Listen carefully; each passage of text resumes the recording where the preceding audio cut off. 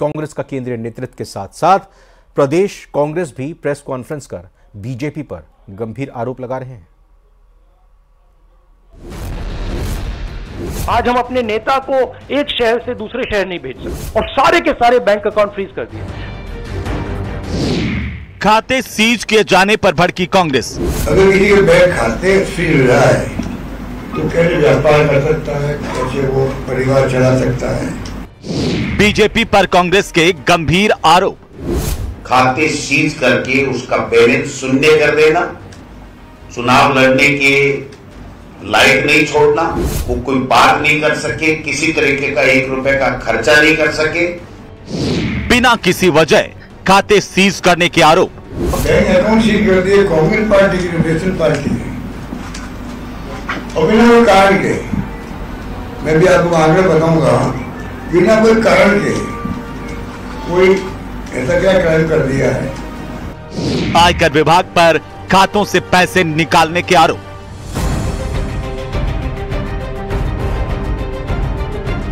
लोकसभा चुनाव से ठीक पहले जिस तरह आयकर विभाग ने कांग्रेस के खाते सीज किए हैं, उससे पार्टी के अंदर हड़कंप मचा हुआ है।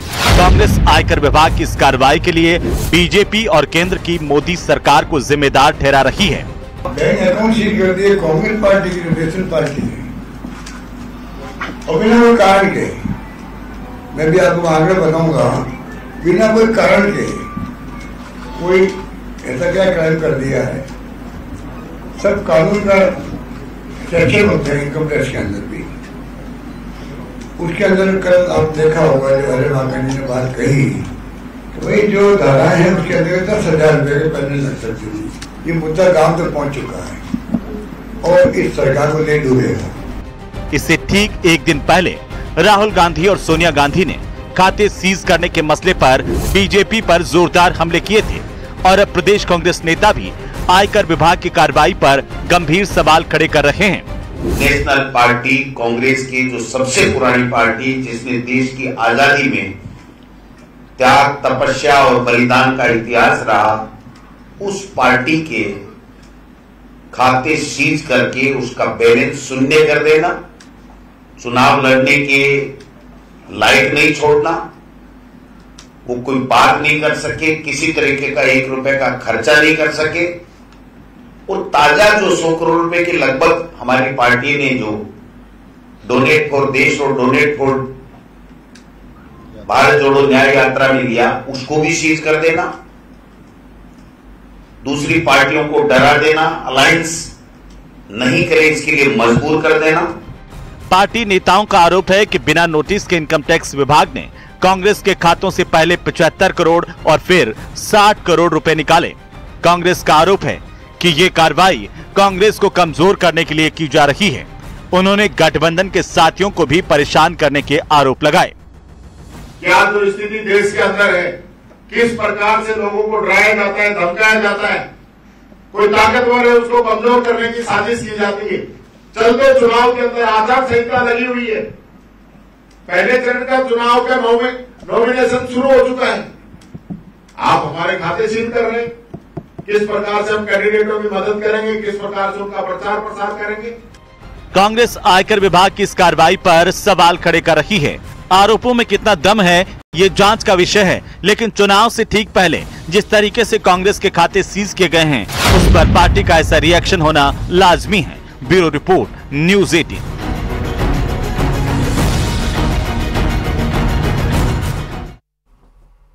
केंद्रीय मंत्री और जोधपुर से बीजेपी प्रत्याशी गजेंद्र सिंह शेखावत ने पोखरण में मीडिया से मुखातिब होकर कांग्रेस पर जमकर निशाना साधा और मोदी सरकार की उपलब्धियां गिनाई। पोखरण से रामदेवरा के बीच नई रेल लाइन बिछाने का कार्य अभी तक शुरू नहीं होने पर कहा कि गहलोत सरकार ने जमीन आवंटन नहीं किया, जिससे रेलवे लाइन बिछाने में देरी हो रही है। डबल इंजन की सरकार में जल्द समस्या का समाधान होगा। साथ ही कांग्रेस प्रत्याशी कर्ण सिंह उच्चियारड़ा के आरोपों पर तंज कसा।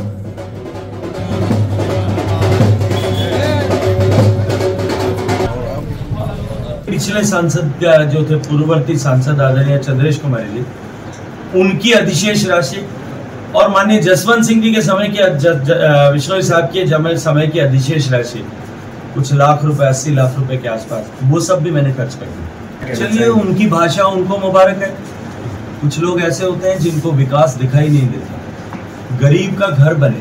जोधपुर लोकसभा क्षेत्र में 80,000 लगभग गरीबों के घर में जिनके छत नहीं थे उनके घर बने। जोधपुर लोकसभा क्षेत्र में लगभग इतने ही लोगों के घर तक बिजली पहुंचे जो बिजली उनके घर कभी पहुंची नहीं।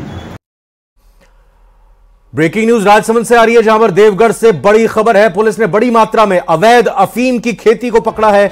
करीब 2 पिकअप अवैध अफीम के पौधे जब्त किए हैं।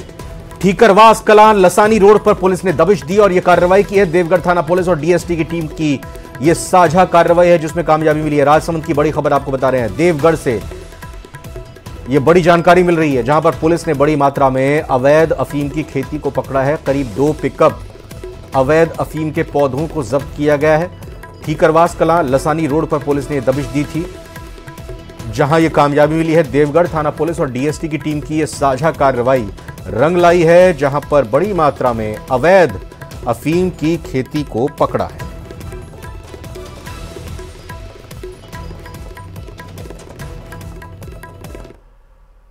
धौलपुर में पुलिस की बदमाश से मुठभेड़ हो गई। मुठभेड़ में बदमाश के पैर में गोली लगी। पुलिस की लोग बेहतर नतीजे देने की तैयारी में है, लेकिन क्या यह इतना आसान है? इस रिपोर्ट में देखते हैं।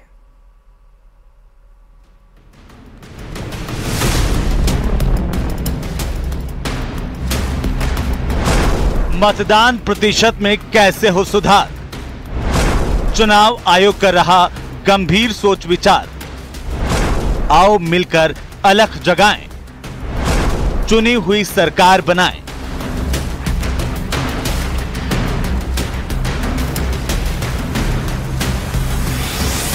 देश में चुनावों का बिगुल बज चुका है। मतदान की तारीखें भी सामने आ गई हैं। ऐसे में एक और जहां विभिन्न दलों के प्रत्याशी मतदाताओं को अपने पक्ष में करने में जुट गए हैं, वहीं चुनाव आयोग भी सबसे बड़ी चुनौती से जूझने में जुट गया है। चुनौती ये कि मतदान प्रतिशत कैसे बढ़ाया जाए, मतदान में लोगों की अधिकतम भागीदारी कैसे सुनिश्चित की जाए। दरअसल केंद्रीय चुनाव आयोग ने 2019 में हुए पिछले लोकसभा चुनाव के दौरान पूरे देश के मतदान प्रतिशत को इस बार बढ़ाने के लक्ष्य को एक चुनौती के रूप में लिया है।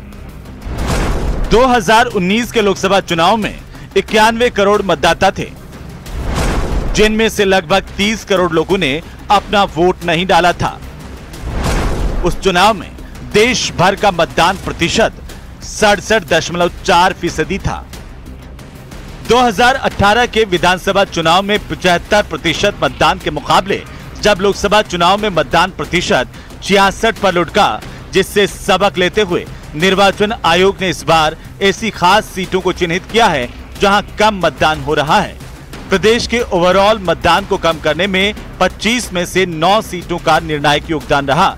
इन 9 सीटों पर मतदान प्रतिशत 65% से भी कम रहा है। करौली, धौलपुर, भरतपुर, बीकानेर में 60% से कम था मतदान। उसमें जो पंचायत चुनाव में जैसे आप देखते हैं कि और अधिक आता है 90%। विधानसभा में हम लोग 76 पे पहुंचने की कोशिश कर रहे थे। लोकसभा में अभी 67 के करीब है, 66.78। तो चैलेंज है हमारे लिए। लोकसभा चुनाव में ज्यादा से ज्यादा मतदान कराने के लिए डाकघरों, बैंकों की वेबसाइट, बैंकों के एटीएम, सोशल मीडिया के प्लेटफॉर्म पर वोटरों को जागरूक करने के संदेश प्रसारित और प्रकाशित किए जाने का विचार है। इसके साथ ही युवाओं, महिलाओं की जागरूकता के साथ ही बुजुर्ग और दिव्यांगों को पोस्टल बैलेट और होम वोटिंग से जोड़ने का विचार है।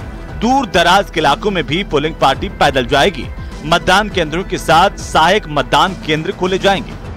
ग्रासरूट लेवल पे, बीएलओ के स्तर पे, बूथ लेवल हम लोग ने अवेयरनेस ग्रुप भी बना रखे हैं और लोगों को जोड़ भी रहे हम लोग, जो एसोसिएशन है। पिछली बार विधानसभा चुनाव में बहुत लोग आगे बढ़कर आए। लोगों ने, जैसे छुट्टी का ही प्रावधान है, चाहे नरेगा हो चाहे कोई भी छुट्टी हो, वो छुट्टी नहीं मिलती लोगों को जो मिलनी चाहिए, चाहे प्राइवेट में स्पेशली नेगोशिएबल इंस्ट्रूमेंट एक्ट में, वो प्रयास कर रहे हैं। तो इस तरह के जो लेबर एरियाज हैं जहाँ उनको नहीं आने को मिलता है, अलग अलग आइडेंटिफिकेशन है। कुछ माइग्रेशन भी है, माइग्रेशन बाहर रहते हैं लोग, तो ये चैलेंजेस तो हैं, लेकिन उसको हम लोग, हमारी टीम जो है बूथ लेवल पे, वो पूरा प्रयास कर रही है कि हम लोग हेला टोली बोलते हैं, स्वीप के कई कार्यक्रम चला रहे हैं और लास्ट के 7 दिन में आपने देखा होगा, पिछली बार हमने महिलाओं के लिए अलग अलग PWD के अलग, ट्रांसजेंडर्स को जोड़ने का, और शहरियाज जो हमारे PVTG कहलाते हैं उनको जोड़ने का, आयोग का बिल्कुल स्पष्ट है कि इंक्लूसिव चुनाव होना चाहिए। तो प्रयास रहेगा पिछले बार से हम पूरा सुधार करने का, या उसमें जो परसेंटेज है उसको बढ़ाने का प्रयास करेंगे आप लोगों के सहयोग से। प्रदेश में 70% प्लस वोटर टर्नआउट वाली सीटों पर उत्साह बनाए रखने के लिए काम किया जाएगा, तो मिडिल रेंज वाली 65 से 70% के बीच मतदान प्रतिशत वाली सीटों पर थोड़ा ज्यादा फोकस किया जाएगा। सबसे ज्यादा फोकस उन 9 सीटों पर किया जाएगा जो पिछले चुनाव में सबसे कम मतदान वाले क्षेत्रों में शुमार हुई थी। निर्वाचन आयोग ने पिछले कुछ चुनावों में इस बात को देखा है कि लोकसभा चुनाव के अंदर मतदाता के अंदर थोड़ी उदासीनता आ जाती है। साल 2019 के लोकसभा चुनाव में कुछ खास सीटों को चिन्हित किया गया है, जिनमें 9 सीटें ऐसी हैं जिनके ऊपर खास फोकस किए जाने की ज़रूरत है। वहीं पर कुछ सीटें अच्छी भी हैं जहां पर अच्छा मतदान किया गया है, लेकिन वहां पर जो मतदाता है उसका उत्साह बरकरार रखने की कोशिश की जानी चाहिए। कैमरा पर्सन मानसिंह के साथ में अरबाज अहमद, न्यूज़ 18 के लिए जयपुर से। BCCI ने फैन पार्क की शुरुआत की है। इस बार बीकानेर से इसकी शुरुआत हुई है। फैन पार्क में दर्शक बड़ी स्क्रीन पर मुकाबले देख सकेंगे। इसके लिए बीकानेर में 23 और 24 मार्च को धरणीधर खेल मैदान में फैन पार्क बनाया गया है। BCCI के अमित सिद्धेश्वर ने बताया कि देश के 45 शहरों में फैन पार्क बनाए गए हैं। छोटे शहरों के लोगों को भी लाइव क्रिकेट मैच का माहौल देने के लिए इन फैंस पार्क में बड़ी स्क्रीन लगाई जा रही है और माहौल पूरी तरह से स्टेडियम जैसा तैयार किया गया है।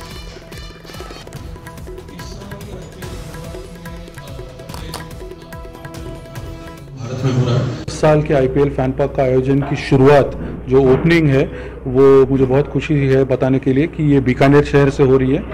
23 और 24 मार्च को जो IPL के मैचेस होंगे उसका सीधा प्रसारण लाइव उसका टेलीकास्ट होगा धरणीधर क्रिकेट एकेडमी में, और इसमें पूरा स्टेडियम जैसा एक माहौल क्रिएट किया जाएगा इस IPL फैन पार्क में। और जो लोग स्टेडियम जाके टिकट खरीद के जिनको मैच देखने का मौका नहीं मिलता है, BCCI की तरफ से एक कोशिश है कि अगर लोग स्टेडियम नहीं जा सकते तो स्टेडियम जैसा माहौल उनके शहर में, उनके घर में लाके देने की ये एक BCCI की पहल है।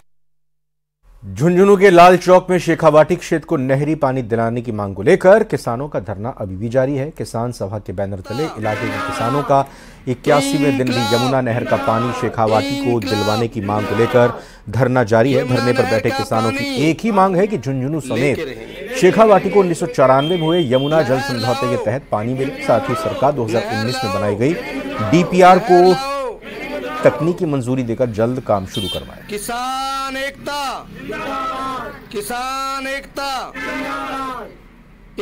यहाँ पर पानी की सबसे बड़ी समस्या है। फसल के लिए क्या, पीने के लिए भी पानी नहीं है।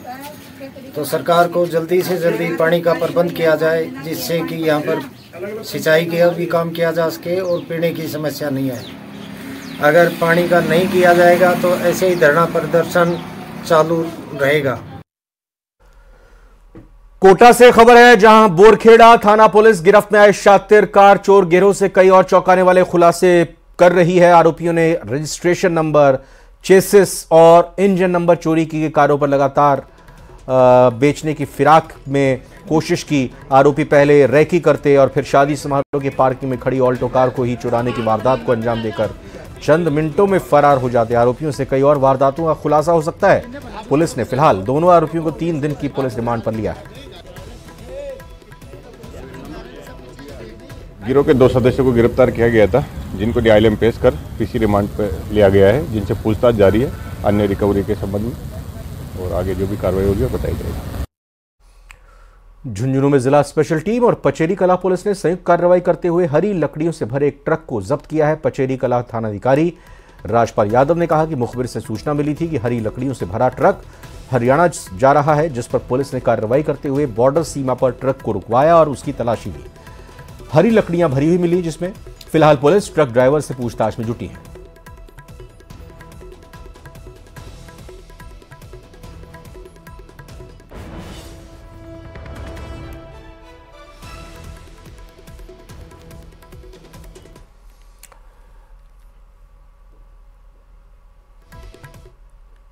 कोटा की एक खबर आपको बताते हैं। यहां पर एक स्कूल में क्या कुछ हुआ, आप इन बयानों को सुनेंगे तो समझ पाएंगे। नानता महल में चल रहे हैं ये दो स्कूल, जहां पर नानता महल में यहां स्कूल पूरी तरह से जर्जर हालत में है। कभी भी कोई बड़ा हादसा हो सकता है। तो जर्जर हो चुके नानता महल में चल रहे दो सरकारी स्कूलों को शिफ्ट करने की मांग हो रही है। गांव वालों का आरोप है कि स्कूल जिन हालातों में चल रहे हैं उससे कभी भी बड़ा हादसा हो सकता है।